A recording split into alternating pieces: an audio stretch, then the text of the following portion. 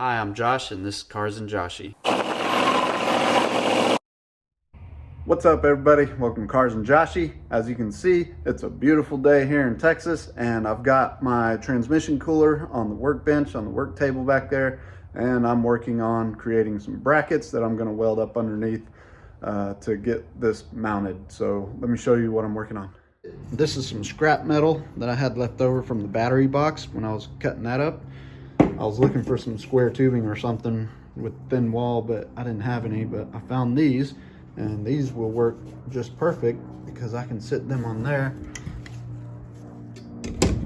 and then I can sit the cooler right on that. So all I need to do is make me a spot up underneath the El Camino, clear off some of the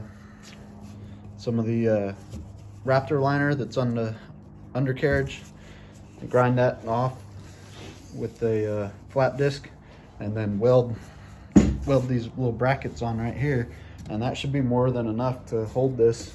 I welded the stud on the bottom of these metal that I had left over from the battery box, and the way I'm going to use that, I'll just put it down on there like that. Like that. That way I can go ahead and put a nut on here and take this whole thing up underneath.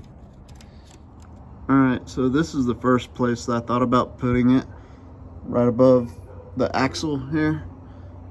The problem was, as I started looking at it and looking at the pattern in the bed, the one side of the bracket was in a low ridge, like in one of these grooves, and the other side of the bracket was on a high ridge, like one of these. I'm like, I didn't want to fight with it and try and figure out how to make up the difference to get it level.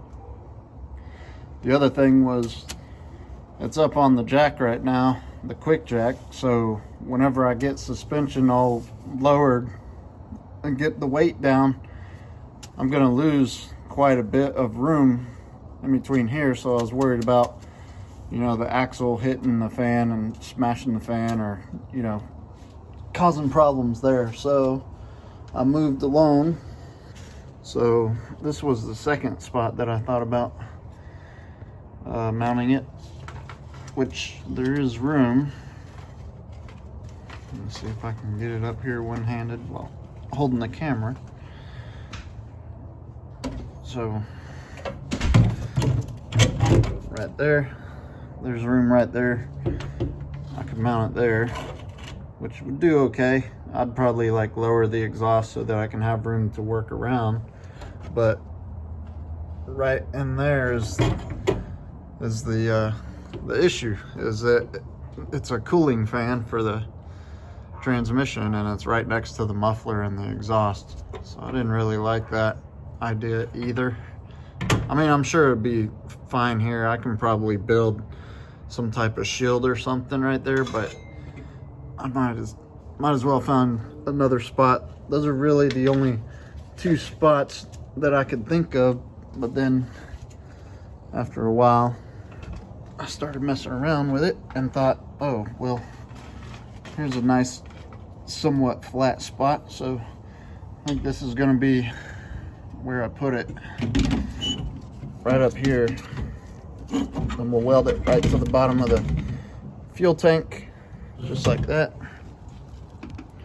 Sorry for all the weird camera angles and motion and all that, but I'm going to mount it right to the bottom of the fuel tank. The fuel tank is made out of steel, so I can weld the steel brackets right to it. The only problem is I'm going to need about 20 feet of hose to make it up to the transmission. So I'm going to need a lot of hose, and that's not cheap, but I think that's going to be the best spot for it. So I'm going to look at how to mount that on there now. I went ahead and used this to grind a little bit of the paint off, 4 corners over there where I'm going to weld up the brackets on there. I'll show you how I'm going to mount this back here. I've got my fittings for the transmission cooler lines right here. Those are gonna face forward, and I'm gonna weld it on here just like this. All right, I just sprayed those brackets with some silver paint on both sides, just a little bit, make them look a little better before I put them on there. Well, I guess that's where it's gonna be right there. I've got the fittings for the lines facing towards the transmission. Let's see if I can get that tacked in there.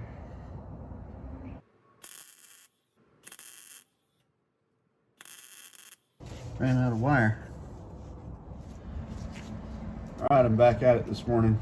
I was able to run out and get some more welding wire. So let me continue on getting this mounted up here.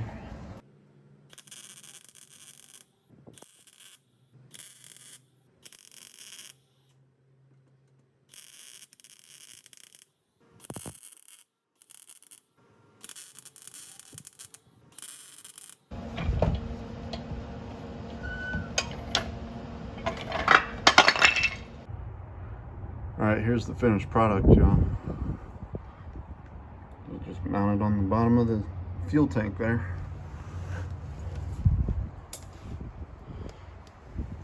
I covered up my noob welds with some paint, but they still look like noob welds. And that one there, I actually blew a hole through the tank right here while I was trying to weld this on, so I filled it back up, filled it back in, and sure hope that that does the trick. I mean, I've seen people welding tanks before, tanks that have little pinholes in them and stuff like that. You just fill it in. It's a steel tank, so good thing.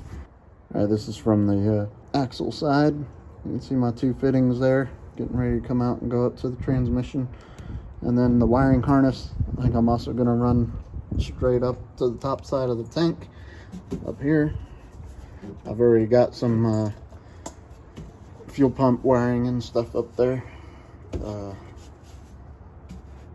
just need to bring it back out this way and run it up towards the battery box, which doesn't have that far to go, because you see that plate right there, that's the smuggler's box, and that's where all the battery and all that stuff is at. The one piece that is going to have a long way to go is my lines for the transmission. They have to go all the way up there, but we'll get them ran, and I think they'll be all right. This is a good location. I think it's going to get good airflow. It's got a nice big gap right here. I know there might be questions on how low that's going to be once the El Camino is sitting on the ground, so let me go ahead and lower it, and we'll take a look. All right, got it lowered all the way back down, and just standing outside doing a walk around, can't really see, plus the bumper's not on. But if I wanted to back up and kind of get a lower view, I can definitely see it there.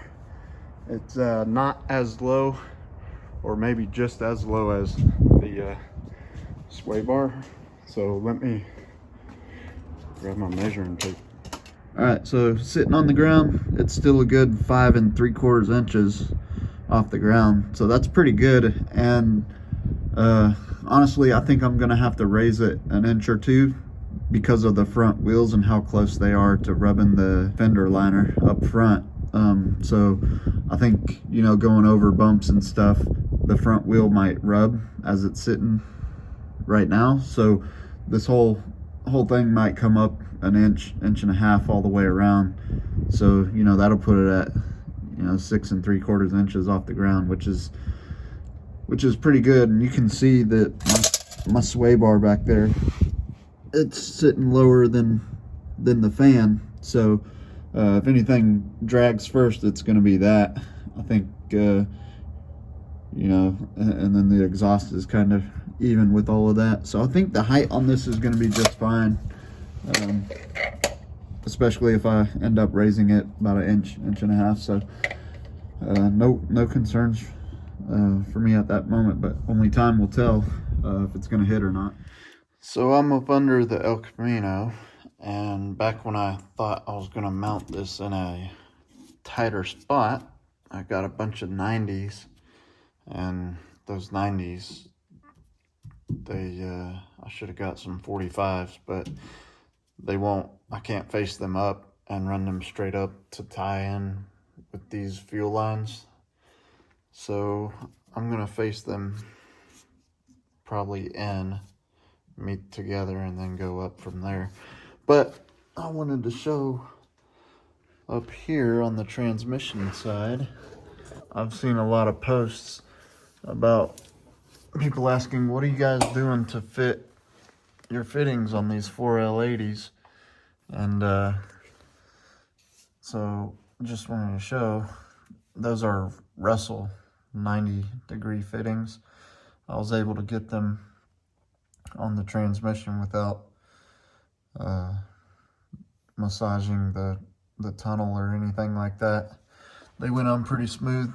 As I'm using the Holley motor mounts and the Holley transmission cross member and the 4L80 plate, so it's tight, but it's not rubbing on the transmission tunnel there, so was able to get them up in there.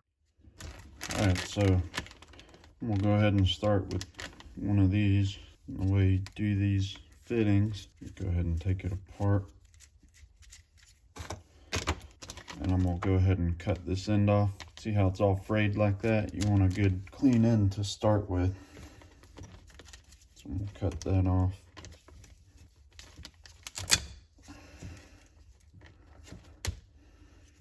There we go. That's better. I'll just stick this up in here. Get in there. All right, so if you look in there, you can see the hoses butt up against the end of the fitting there. And so now we can move on to the next part, which is getting this piece screwed in to here. And so what I'm gonna do for that is I'm gonna use these vise pieces here for these are aluminum holders for like AN fittings and making hoses and stuff like that. So what you do is you can put these in your vise, and it's held in there by a magnet right there. And all you do is put your hose up in here like this, and since this is aluminum, it keeps it from getting like marred up and scratched up and stuff. So got to get my vise set up, and then I'll be back to, you can either put it in there like that, or you can put it in through like the side like this. So I'll get these set up in the vise and come back. Okay, so I got my vise set up. I've got the rest of my fitting. I've got some lube. I'm gonna go ahead and put some on here to help me get it in there. And then I've got my wrench to tighten it up with. So go ahead and stick that in there.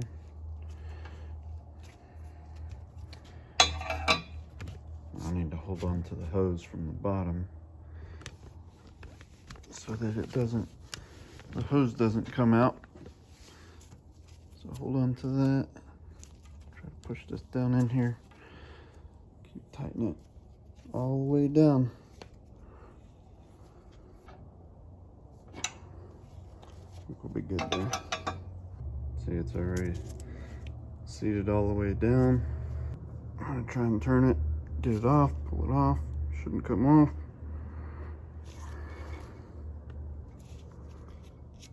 Yep. I ended up getting the swivel style, so that should help me get it angled in the whatever position I need, since it's a kind of a tight fit up there. So I will go ahead and start running this line. Alright, so I got one of the transmission lines ran. This one goes up to the front of the transmission, which is actually the pressure side. So that's the feed to the cooler. And then that's the other one right there. That's going to be returned from the cooler. But if you watch, that goes across the transmission cross member over to the frame rail over there.